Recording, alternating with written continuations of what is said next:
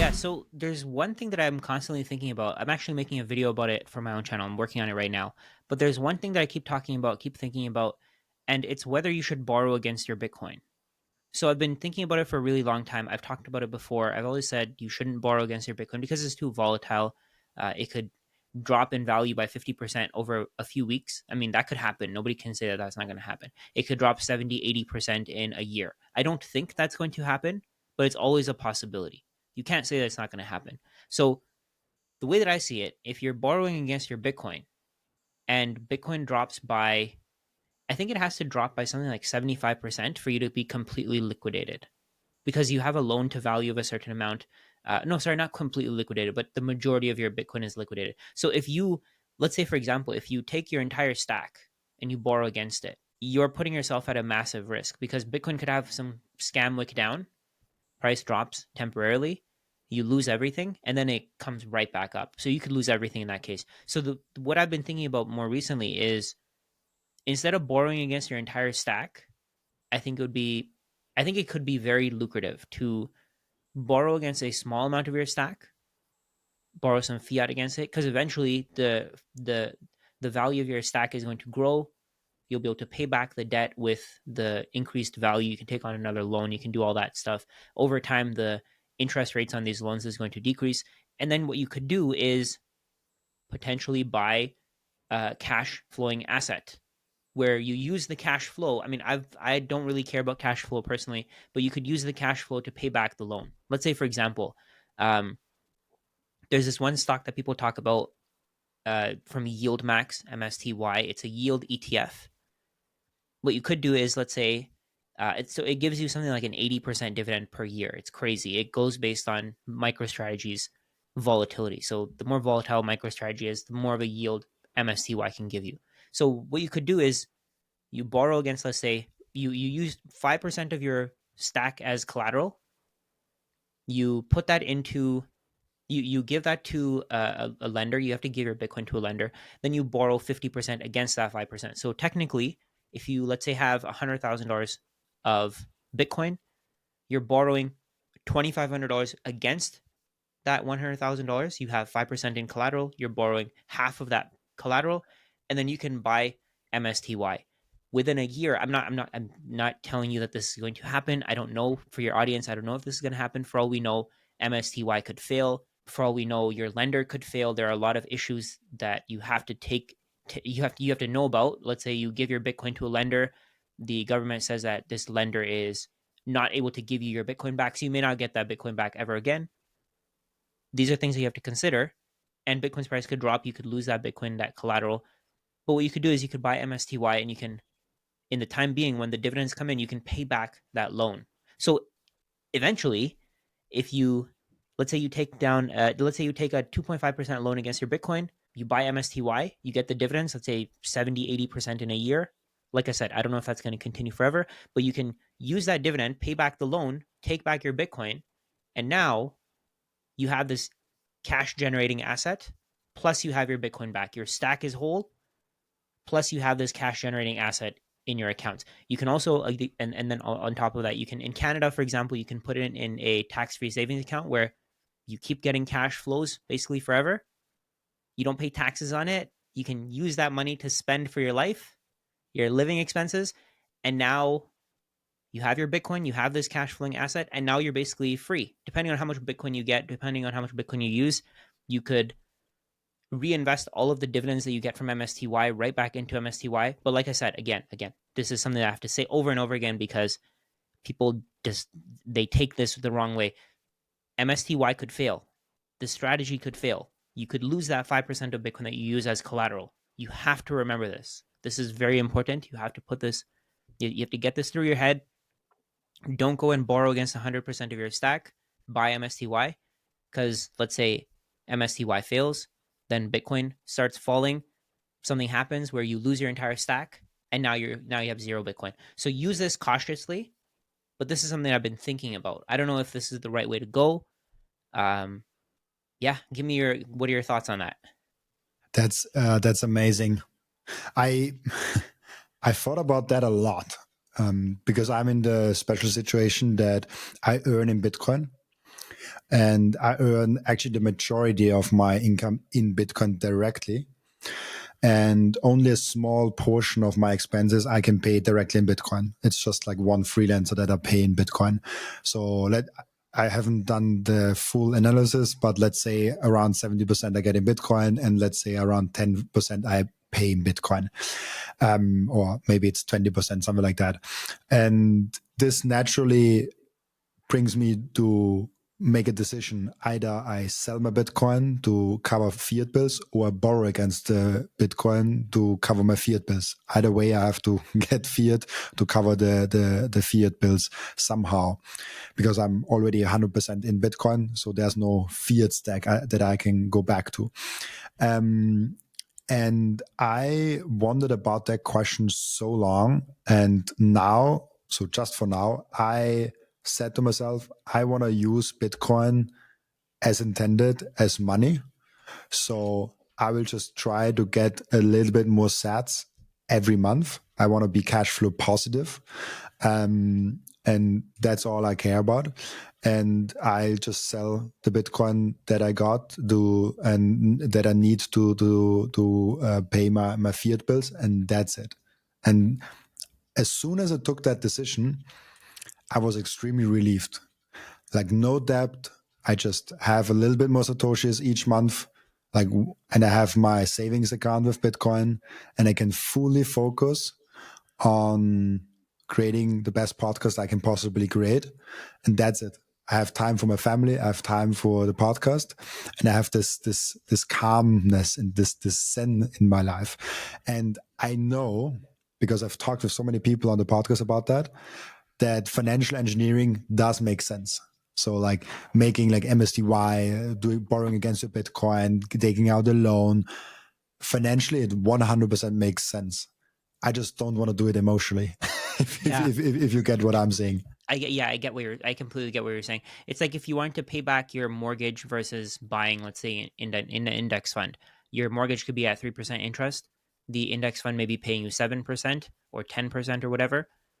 People will still go with paying back the mortgage early because they want that freedom of not having debt, and that completely makes sense. I get it. I'm not judging you on that at all. Um, I do think that this is something that people should look into. I think I was looking at it the wrong way before. I was thinking exactly the same way that you are. So I was thinking, just have a little bit more Bitcoin in the future. Just have a little bit more Bitcoin. Sell some Bitcoin, pay for your expenses. You're good to go. You have a little bit more Bitcoin every single month. You're secure. The issue is that I don't know how many people, I don't know if the masses are going to figure this thing out. I think the price is just going to go up because think about it. I was looking at the numbers. Since January of 2024, MicroStrategy has bought 380,000 Bitcoin. So 380,000 Bitcoin, so you receive Bitcoin, you sell it, you never know. Maybe 50% of it is going into MicroStrategy's wallets, right? So if they're taking advantage of this, I feel like it would be reasonable to take advantage of it, because over time, think about it this way: you can keep rolling over your loan. You're still getting cash flow. It's not like you're not getting cash flow, right? And then you create cash out of your Bitcoin. You basically turn your Bitcoin into cash. In a way, I mean, I get what you're saying. I'm not saying that you shouldn't do what you're doing. I'm just saying that it's possible for you to keep your Bitcoin while taking advantage of the current system, like the financial engineering that you were talking about. It's possible to do that. And I think a lot of wealthy people are going to do that, right? They're not going to sell that Bitcoin. So the Bitcoin that you're selling, you might not be able to get it back, right? You're getting paid, of course, but you could have more Bitcoin over time, right? If Bitcoin goes keep in mind, I'm coming from the perspective where if Bitcoin goes where we think it will, we're not even going to need like point 0.1, right? We're not even going to need, I think at some point we are not even going to need like a million Satoshis, because Bitcoin's value is going to keep increasing and increasing. But that's the part of the reason why the value is going to keep increasing in terms of dollars, in terms of just purchasing power, is because people are going to borrow against their Bitcoin. So think about it this way. If I go and take a loan against my Bitcoin, keep in mind, I'm still in the thinking phase of this. I still want to look at the downsides, the upsides. If I go and take a loan against my Bitcoin, I'm basically creating fiat out of nothing. And I'm putting it, let's say I use it to buy more Bitcoin. I'm using it to increase the amount of collateral that I have. I'm decreasing my loan to value if I give it back to the lender, and that way I can survive even longer. I never have to sell my Bitcoin, or if I need to, like I said, the MSTY way of doing it, I can go and hold on to MSTY, get a certain amount of cash flow every single month, not have to sell that amount of Bitcoin, and I just hold on to it. And in a way, this is benefiting the Bitcoin network. It's almost like when we hear with MicroStrategy saying it's a speculative attack on fiat. A lot of people say that MicroStrategy is doing that, and I think this is a way of doing your own almost mini speculative attack. That's super interesting because so what you're saying is kind of like we're in such a unique situation that it would be almost unreasonable not to explore this option that we have and join MicroStrategy and so many other companies already in doing the speculative attack on the fiat system. Yeah, yeah. Because if what's happening here is no matter what, the amount of fiat in the system is going to keep increasing. We know that the price of Bitcoin is going to keep increasing. So I agree with you. Keep in mind, let's look at it from the other side of things. I agree with you. You should pay for value with value.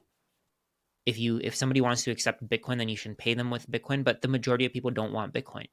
I think the majority of people are going to keep ignoring it, right? So if your bills are in fiat and you don't have to sell your Bitcoin, then why would you?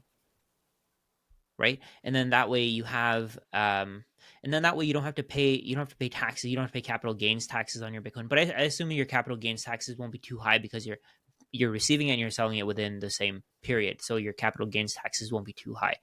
Um I can see both sides of it. I can see both sides. I would personally want to be paid in Bitcoin. The only issue is that not many people have Bitcoin right now, and I feel like a lot of people are just ignoring it. So if you're selling your Bitcoin into the market, you're not selling it to other people, you're selling it to BlackRock, you're selling it to Fidelity, and those guys are never going to sell it again. They're going to borrow against their Bitcoin. They're basically going to use the same strategy that we want to avoid. And keep in mind, I was thinking exactly the same way that you were before. They want to use the same strategy that we wanted to avoid, or that you want to avoid now, that I wanted to avoid before. They're going to be using that same strategy against us. Was there some trigger moment that made you realize, or like, that's why I have to explore this opportunity? I think I watched a video from somebody who was. I think I watched a video from Matthew Crater. He had a video about. He was talking about the downsides and the upsides of Bitcoin University. He was talking about the upsides and downsides um, of borrowing against your Bitcoin. He said in general you probably shouldn't right now because it's too volatile. I think he was saying that he would borrow against his Bitcoin when it hits $1 million or something like that. And I think that makes sense because at that point the value has gone so up. It's gone up so high that you can actually pay for your expenses with 3-4% of your stack. I'm always curious also, like, what are the safety zones? So for me, it's very clear that you should not do it with like 100% of your stack because it's just so volatile. Yeah. And it would be very risky to do it with like everything. And I think one maybe important note is like strategy B has a lot more different opportunities and unique possibilities to do that than the regular Joe with just like Yes. one income, one job, like us. Like we cannot do the same thing as such a huge company. But we can do similar things and maybe explore this a little bit. So I think on a personal level, you have to really go deep on like what are the safety zones, like with how many Bitcoin do you want to do it, like with how many, but what is the percentage of your stack that you really want to explore this opportunity or not explore this opportunity. So that's really interesting for me. And I just came to the calmness moment where I'm like, okay, I don't want to deal with that currently, just because maybe there's so much going on with the podcast and conferences. I'm almost at 1.3 conferences the next 6-7 months. So I'm a lot on conferences. So I'm like, okay, I don't want to have another open work for me. And this is maybe an interesting point. You do have to do your own research on that. Like, yes. I think it's not something that you're like, oh, I quickly look over it, I open it, and I'm good to go.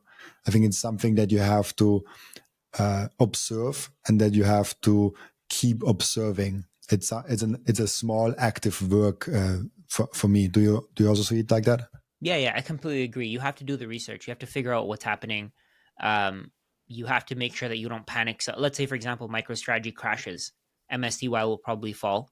You don't want to panic sell your holdings. That's one of the keys. Same thing with Bitcoin. I mean, it's all the same stuff, right? It applies the same way. If you panic sell your Bitcoin when the price comes down, you're gonna feel stupid, right? But the downside here, again, like we said here, it could be confiscated. The price could go down. You could lose your Bitcoin. That's a problem, of course. You have to make sure that you understand how the loans work. So I have a spreadsheet here that I want to show you guys. Can I share it? Absolutely, of course. Perfect. Okay, one second here. Let me try to open it. Oh, there it is. Okay. So, oh, stop sharing. There you go. Let me fix That's that. a lot of Robins. Let me share that. Let me fix that there. There you go. That should work. Good. Okay. So when you borrow against your Bitcoin, this is just a quick spreadsheet here that just shows you what your loan to value would be. So when you borrow against your Bitcoin, you have a certain loan to value that you can take on. So the loan to value is basically the amount that you borrow divided by the Bitcoin value that you hold. So in general, with most lenders, I think they'll give you like a 50% loan to value. So they'll let you borrow 50% of whatever the Bitcoin that you have with them as collateral.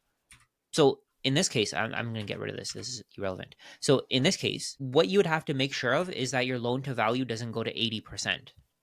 If your loan to value goes to 80%, they'll start selling your Bitcoin. So what this means is if Bitcoin's value drops, let's say it drops to 20,000. Let's say it drops to 20,000. Your loan to value, so if the collateral value that you have drops by 33%, your loan to value has dropped to 75%. So now you have two options. Either you can top up your Bitcoin. Let's say you only have 5% of your stack in here. You can add another little bit of Bitcoin. You can bring it back to 50%. Let's say you add another $10,000 worth of Bitcoin. You bring it back to $30,000, your collateral. Then you bring your LTV back down to 50%. Or you could let the lender sell some Bitcoin and cover some of your debt and bring your LTV back down. I would personally say because you're only borrowing a very small amount of you're borrowing a very small amount of your stack, you can probably put more money into it. But then there's the other side of things where if you decrease how much money you borrow, you also decrease your loan to value. So let's say, for example, you buy MSTY, you borrow $15,000 worth of Bitcoin or of dollars, and then you buy MSTY with them. Let's say you get like just to be conservative, let's say you get a 5% dividend every month. 5% dividend would mean that you get $750. So in that case, this would drop to $14,250. Your loan to value has dropped. Then the following month, this would drop to $13,500. Your loan to value has dropped even more. But then at the same time, let's say the Bitcoin value increases. I personally think that Bitcoin's value is going to increase $30,000. Let's say it goes to $40,000. So the collateral that you have. So Bitcoin's price rises by 30%. Now your loan to value is 34%. So you have borrowed 13,500 because you paid back 1,500. Your Bitcoin value has increased. The collateral that you have has increased. And now, because the lender will be willing to give you a 50% loan to value, you can see that, let's see here. Okay, so it would be 16% equals this times this. So this is the additional loan that you'd be able to get. So you can now increase your it should be a little bit more. It should be 6,500. But this is the additional loan that you can. Because the Bitcoin that you used as collateral has increased in value, you can now borrow more against it. I think this is the crazy part. This is the thing that let me stop sharing. But this is the thing that I think differentiates Bitcoin from the legacy financial system. And I think this is what's going to really make Bitcoin explode. But of course, there's that downside where if Bitcoin's value goes down, your Bitcoin could be sold. But the upside is also massive because you could keep increasing the amount of money that you borrow. Thank you for watching this video. This was only a snippet of the podcast. And if you want to watch the full episode and get all of the context of this episode, you can click right here or here. Oh, maybe also here.